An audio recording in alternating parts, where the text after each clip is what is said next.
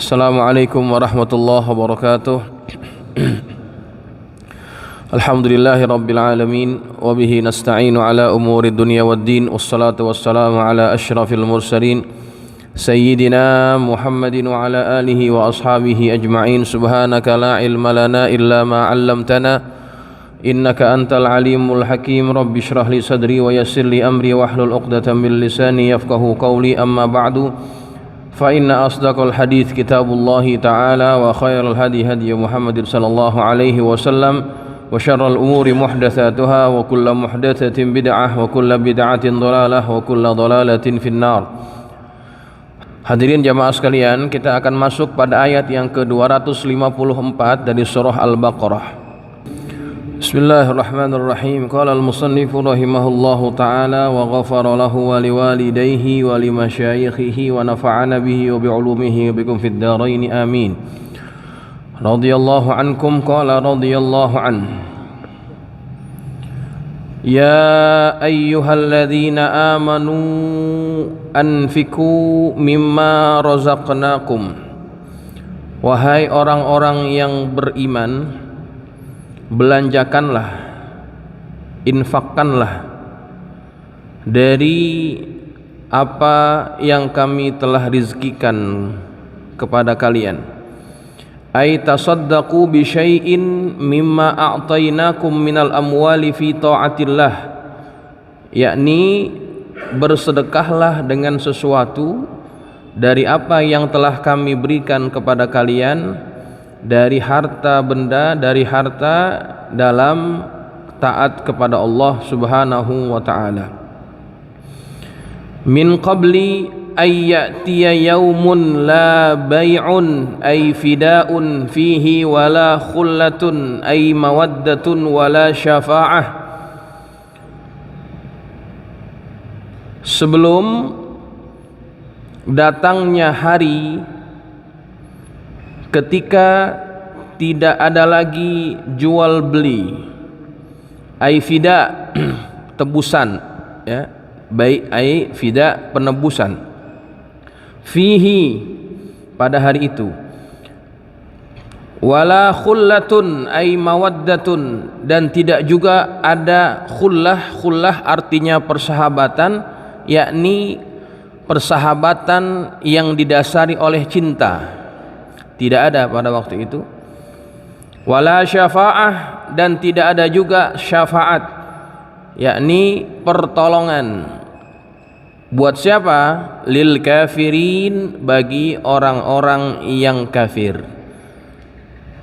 Wa qara'a Ibnu Katsir wa Abu Amrin bil fathi fi bai' wa khillah wa syafa'ah. Imam Ibnu Katsir, Abu Amr membaca ayat ini dengan fathah pada bai', khullah, syafa'ah. Jadi dalam qiraat yang lain dibacanya min qabli ay ya'tiya yaumun la bai'a fihi wala khullata wala syafa'ata. Begitu. Qiraat yang lain dibacanya fathah. Wal baquna jami'an birraf'i. Sedangkan yang lainnya, sisanya mereka membaca dengan rafa', dengan dibaca bai'un wala khullatun wala syafa'ah. Baik jamaah yang dirahmati Allah, ayat yang ke-254 ini kelanjutan daripada ayat yang sebelumnya. Kalau kita lihat sedikit ayat yang di atasnya itu, kita telah bahas bahwa ayat tersebut berisi bagaimana terjadinya perselisihan, kemudian yang mengakibatkan kepada peperangan dikarenakan perbedaan keimanan. Manusia saling berperang, bahkan berbunuh-bunuhan. Yang kafir akan membunuh yang muslim, ya, itu kita baca pada ayat yang sebelumnya. Maka kemudian pada ayat yang selanjutnya Allah suruh orang-orang yang beriman untuk menginfakkan hartanya sebelum datang hari di mana tidak ada lagi jual beli, tidak ada lagi persahabatan, tidak ada lagi syafaat. Maknanya kaitan antara ayat 254 dengan 253, ketika ada perselisihan antara orang yang beriman dengan orang yang tidak beriman, maka di situ ada suruhan untuk kita membantu perjuangan agama, setidaknya dengan harta yang kita punya, ya. Dan suruhan kepada ayat yang dari dalam ayat 254 ini adalah suruhan kepada orang-orang yang beriman. Wahai orang-orang yang beriman, diseru kita yang punya iman. Apa kata Allah? Anfiku, infakkan, belanjakan apa yang telah kami rizkikan kepada kalian, ya.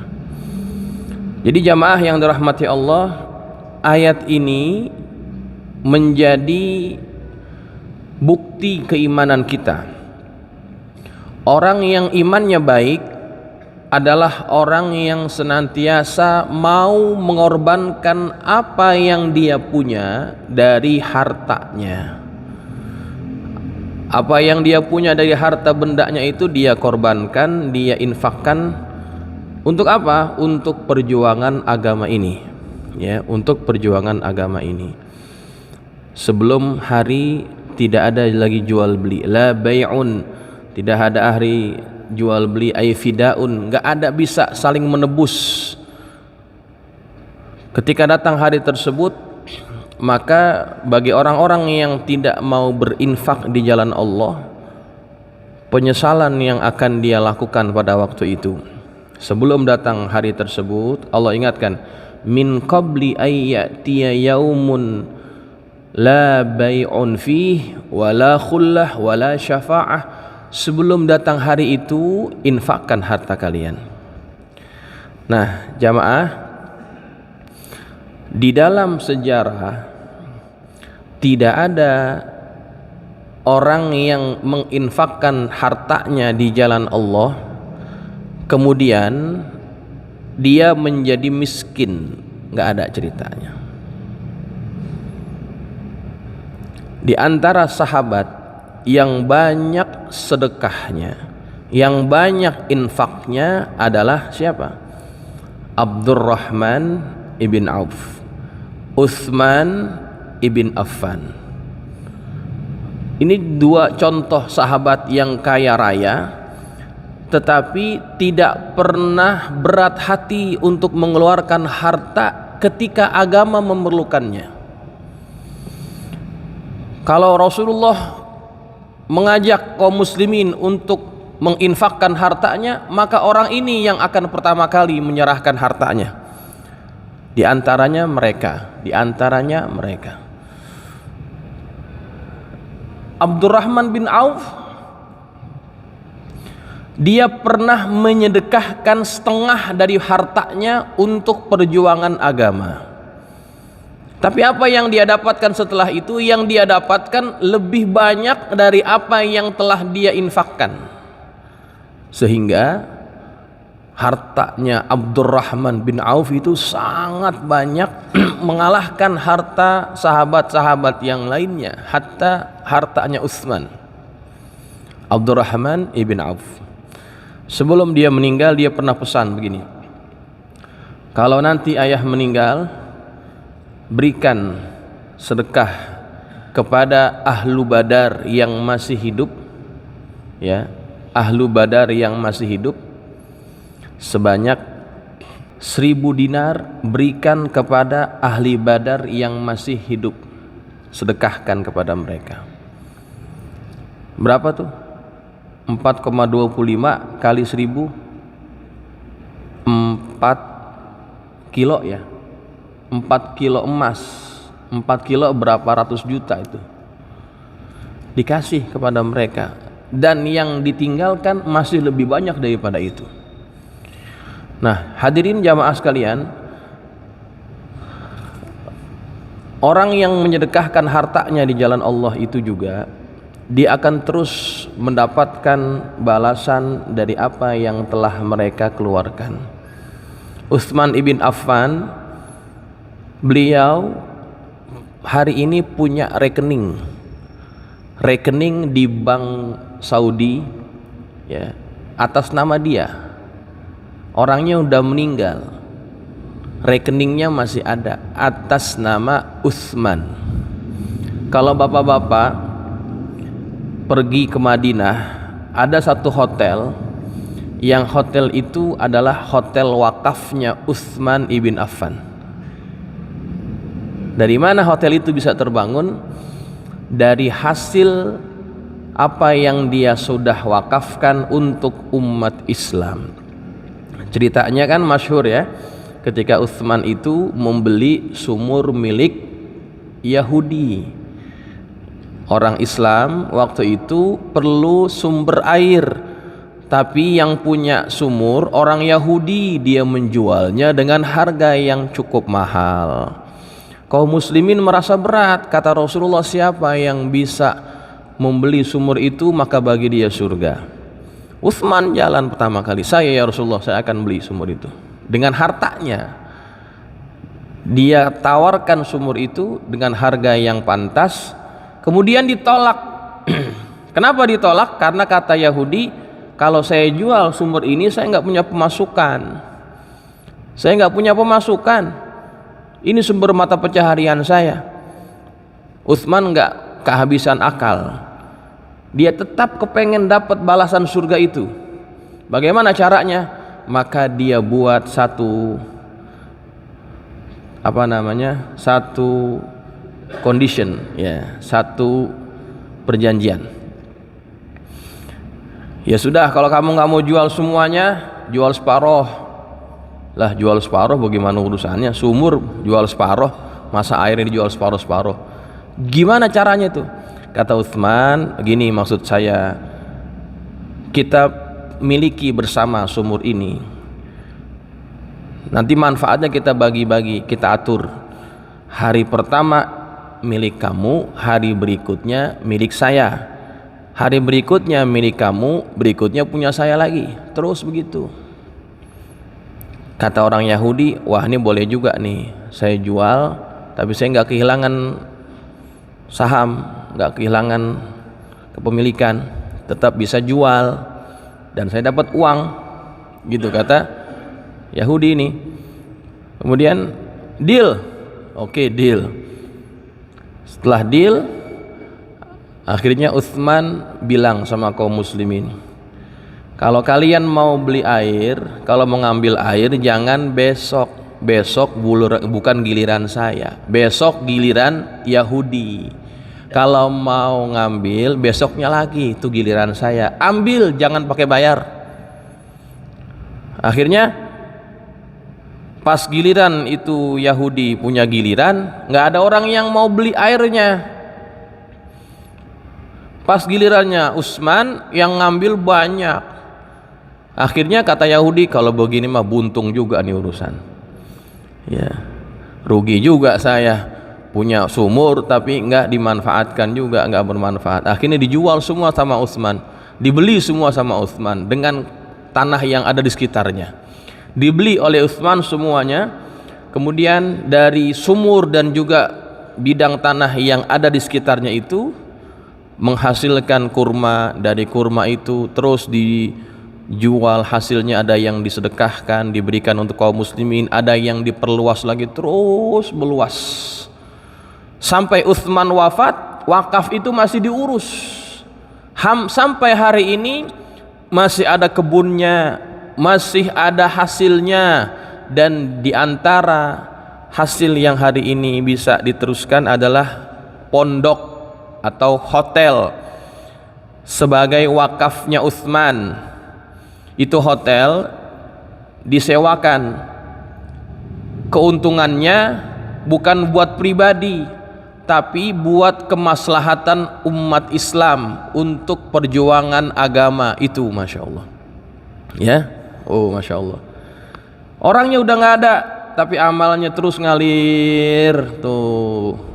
Masya Allah, itu yang harus kita fikirkan. Min qabli ayyatiya yaumun la bay'un fihi wala khullatun wala syafa'ah. Infakkan harta kalian Sebelum datang hari nggak ada lagi jual beli, nggak ada transaksi lagi, nggak ada lagi persahabatan, nggak ada lagi pertolongan. Sekaranglah waktunya kalau kita mau sedekah, kita mau belanjakan harta di jalan Allah Subhanahu wa taala, dan cari sesuatu yang agak kekal, Pak. Ya, yang agak langgeng. Ya, biar manfaatnya juga berterusan, ya. Baik jamaah sekalian yang dirahmati Allah. Kemudian wal kafiruna humudz zalimun. Orang-orang kafir itulah orang-orang yang zalim, ya. Orang-orang yang kafir itulah orang-orang yang zalim. Haitsu taraku taqdimal khairat liyaumi hajatihim, karena mereka meninggalkan mengerjakan kebaikan, ya, mengerjakan amal kebaikan untuk hari di mana mereka sangat memerlukannya. Wa antum ayyuhal hadirun, dan kalian wahai orang-orang yang hadir, la taqtadu bihim, janganlah kalian ikuti mereka orang-orang yang kafir itu. Walakin qaddimu li anfusikum, akan tetapi dahulukanlah untuk diri kalian, ma taj'alunahu yaumal qiyamah, apa yang kalian bisa lakukan untuk bekal hari kiamat. Fidyatun li anfusikum, sebagai penebus bagi diri kalian, min azabillah, daripada azab Allah taala. Wakila, dan ada pendapat yang mengatakan al makna ayat tersebut, wattarikuna lizzakati humul ladina zalamu anfusahum bi ta'ridiha lil iqab. Orang-orang yang tidak mau membayar zakat, merekalah orang-orang yang zalim terhadap diri mereka, karena bisa membahayakan diri mereka untuk mendapatkan azab Allah Subhanahu wa taala.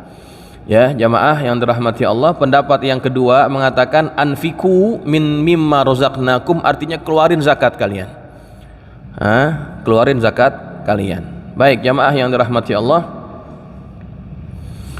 kita teruskan ayat yang seterusnya, ayat yang ke-255, ayatul kursi. Allahu la ilaha, Allah tidak ada Tuhan, ay la ma'buda bihaqqi maujudin, tidak ada yang disembah dengan sebenar-benarnya, illa huwa, melainkan Dia, al-hayyu, yang maha hidup, ay al-baqi, yang kekal, alladzi la sabila alaihi lil maut wal fana, yang tidak ada jalan atasnya untuk mencapai kematian dan juga kebinasaan. Allah itu punya sifat al-hayy. Kemudian al-qayyum.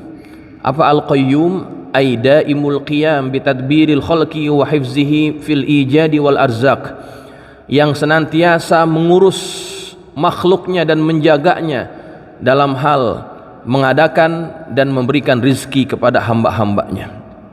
Hadirin jamaah yang dirahmati Allah, ayatul kursi adalah ayat yang paling agung di dalam Al-Quran. Tidak ada ayat yang seagung ayat kursi. Kalau surah yang paling agung adalah suratul Fatihah. Ya, surah Fatihah, surah yang paling agung, ayat yang paling agung, surah ayat Al-Kursi, ayatul kursi. Banyak faedah, banyak keutamaan daripada ayatul kursi. Apa sebabnya?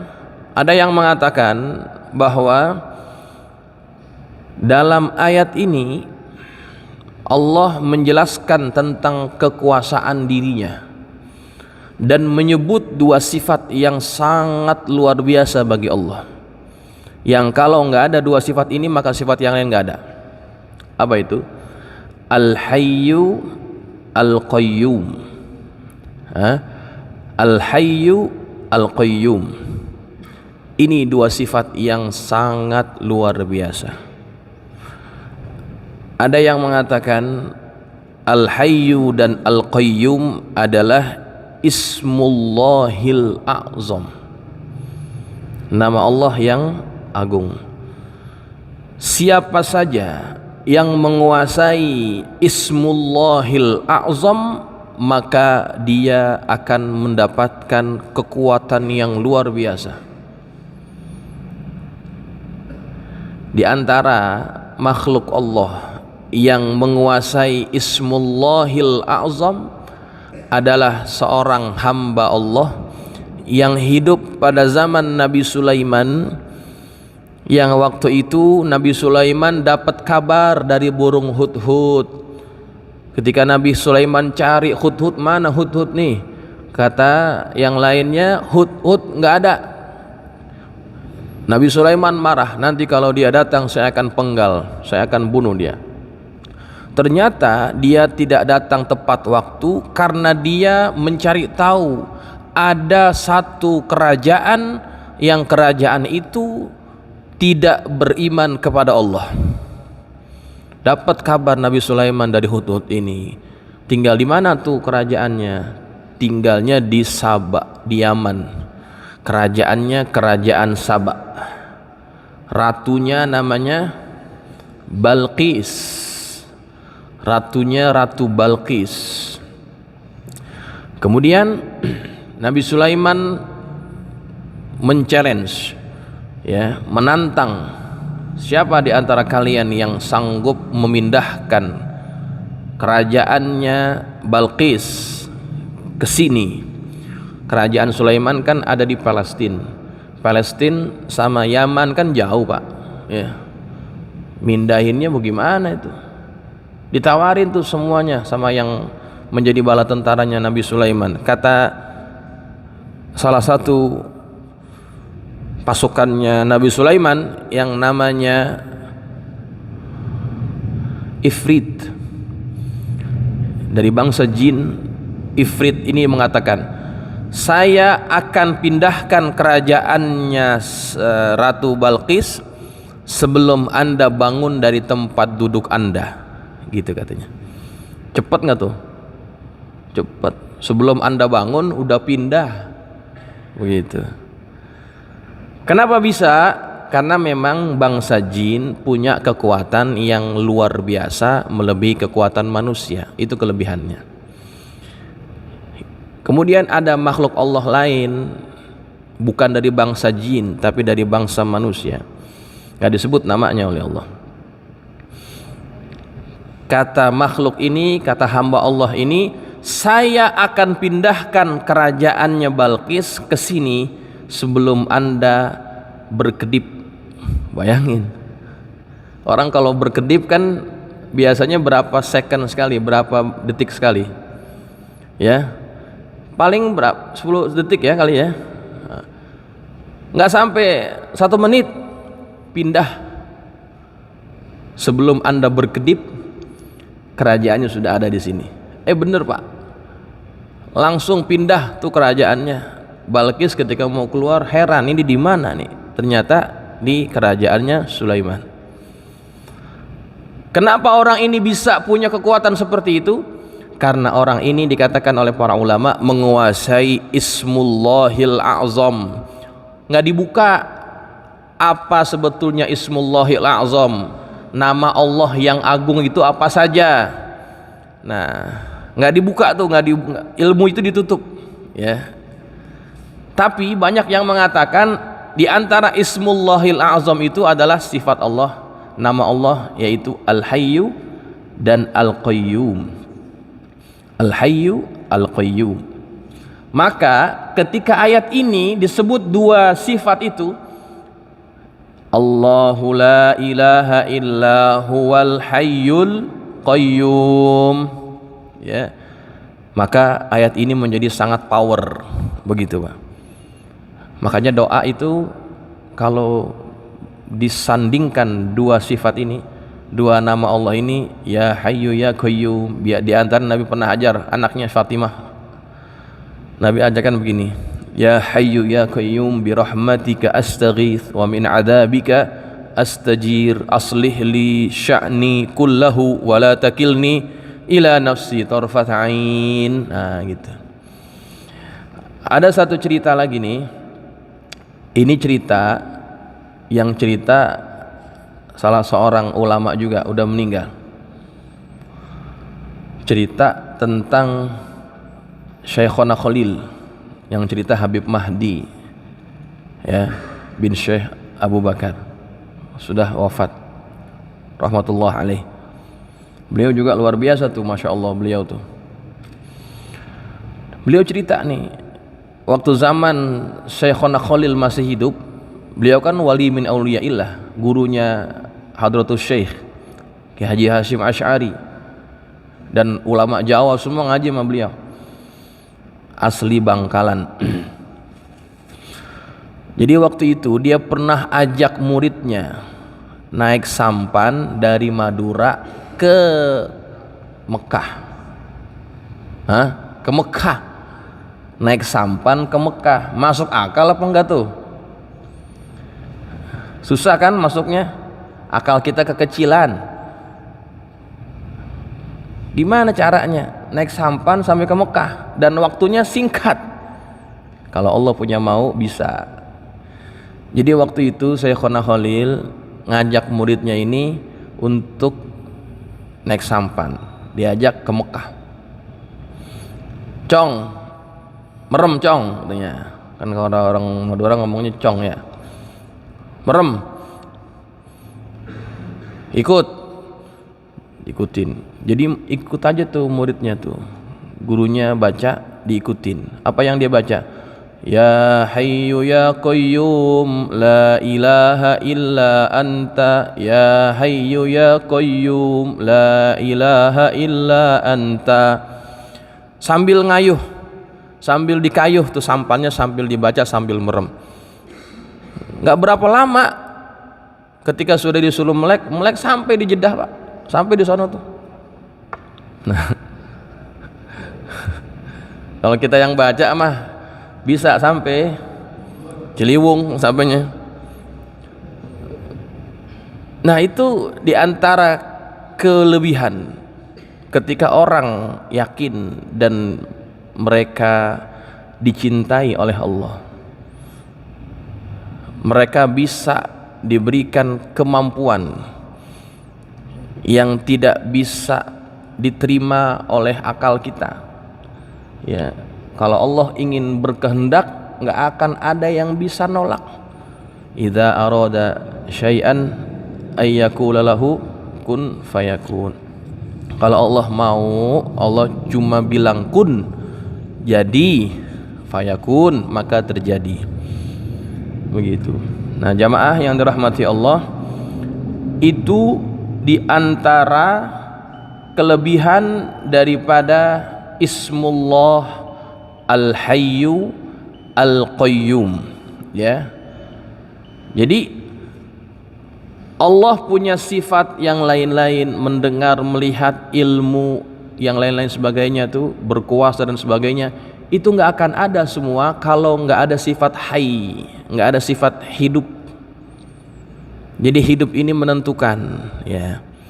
Orang nggak akan bisa punya kemampuan yang lain-lain kalau nggak punya sifat hidup. Kita juga sekarang dianggap hidup, tapi hidupnya kita ada waktu, ada ajal. Ya, setiap orang itu punya ajal. Di dalam Al-Quran Allah Subhanahu wa Ta'ala mengatakan, kullu man 'alaiha fan wa yabqa wajhu rabbika dzul jalali wal ikram. Setiap manusia, setiap makhluk itu semuanya fana, binasa. Wa yabqa, yang kekal. Wajhu rabbika, wajah Tuhanmu, zat Tuhanmu, dzul jalali wal ikram, yang memiliki keagungan dan kemuliaan. Allah, sifat hidupnya Allah adalah al-baqi, yang kekal. Sedangkan kita hidup, kita hidup tapi kita ada ajal, makanya kita disebut makhluk yang fana, makhluk yang akan binasa, ya. Jadi tidak bisa sama kepada Allah Subhanahu wa Ta'ala. Semua yang dianggap Tuhan oleh manusia, maka mereka sesungguhnya tidak punya sifat al-hayyu. Siapa yang dianggap Tuhan oleh manusia? Yesus, ya. Nabi Isa dianggap Tuhan kan oleh Nasrani, tapi Yesus itu punya ajal, ada ajalnya. Mana mungkin Tuhan mati? Maka orang yang menuhankan makhluk yang punya batas waktu, maka sesungguhnya dia tidak memfungsikan akalnya dengan sempurna. Agama yang lain, agama Hindu, agama Buddha, ya, mereka lebih parah lagi, menuhankan makhluk yang hasil imajinasinya. Diimajinasikan Tuhan itu seperti ini bentuknya, begitu. Dan yang dianggap Tuhan itu punya ajal. Itu dianggap apa? Itu dianggap istimewa, tapi yang dianggap istimewa satu saat pasti mati juga kan? Bagaimana mungkin sesuatu yang dianggap Tuhan, dianggap dewa, kemudian mati? Nah, jadi jamaah, kita beruntung mendapatkan nikmat iman, yang dengan nikmat iman itu kita bisa percaya dengan Tuhan yang memang layak kita jadikan sebagai Tuhan. La ilaha illa huwa ay la ma'buda bihaqqi mawjud. Kita tidak pernah minta nikmat iman ini, tapi Allah kasih nikmat iman itu kepada kita. Itu nikmat yang sangat agung dan sangat luar biasa, ya. Makanya nikmat iman ini jangan disia-siain. Jaga, rawat, kita berikan nutrisi. Bagaimana caranya? Di antaranya seperti sekarang ini kita hadir ke majelis taklim, kita perkuat iman kita, ya, dengan tujuan agar kita bisa meninggal dalam keadaan membawa iman. Jamaah sekalian, sampai di sini dulu karena sudah masuk waktu Isya. Kita sambung lagi insyaallah minggu yang akan datang. Masih ada sekali lagi, ya. Masih ada sekali lagi kita khatamkan nanti surah ini ayat kursi, ya. Ayat kursi kita habiskan nanti insyaallah minggu depan sebelum kita penutupan, ya.